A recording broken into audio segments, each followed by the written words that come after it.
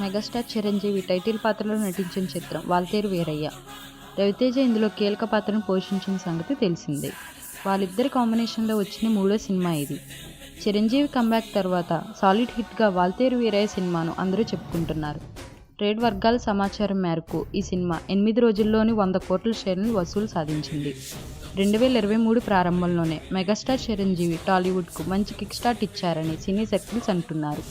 తెలుగు రాష్ట్రాల్లో 8 రోజుల కలెక్షన్స్: నైజాం 27.17 కోట్లు, సీడెడ్ 14.87 కోట్లు, ఉత్తరాంధ్ర 12.29 కోట్లు, ఈస్ట్ 8.75 కోట్లు, వెస్ట్ 4.86 కోట్లు, గుంటూరు 6.43 కోట్లు, కృష్ణా 6.16 కోట్లు, నెల్లూరు 3.18 కోట్లు. 8 రోజులకు 2 తెలుగు రాష్ట్రాల్లో కలిపి 83.71 కోట్ల షేర్ వసూళ్లు వచ్చాయి.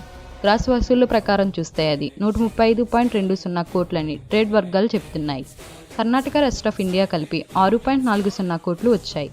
ఓవర్సీస్లో 11.05 కోట్ల షేర్ వసూళ్లు వచ్చాయి. ప్రపంచవ్యాప్తంగా చూస్తే 8 రోజులకు కలిపి 101.16 కోట్ల షేర్ వసూళ్లు వచ్చాయి. చిరంజీవి కెరీర్లో 100 కోట్ల రూపాయల షేర్ వసూలును సాధించిన మూడో చిత్రంగా వాల్తేరు వీరయ్య రికార్డ్ క్రియేట్ చేసింది. ఇప్పటి వరకు 100 కోట్ల రూపాయల షేర్ సాధించిన హీరోల లిస్టులో మహేష్ టాప్లో ఉన్నారు. మహేష్ ఖాతాలో అలాంటి చిత్రాలు 4 ఉన్నాయి. ఇప్పుడు 3 సినిమాలు 100 కోట్ల హీరోగా చిరంజీవి రేసులోకి వచ్చారు. చిరంజీవి, రవితేజ అన్నదమ్ములుగా నటించిన ఈ చిత్రం కమర్షియల్, ఎంటర్టైనర్, యాక్షన్, డాన్సులు సహా brother sentimental elements ఆడియన్స్ను ఆకట్టుకుంటున్నాయి. Shruti Haasan, Catherine, Tresa హీరోయిన్స్గా నటించారు.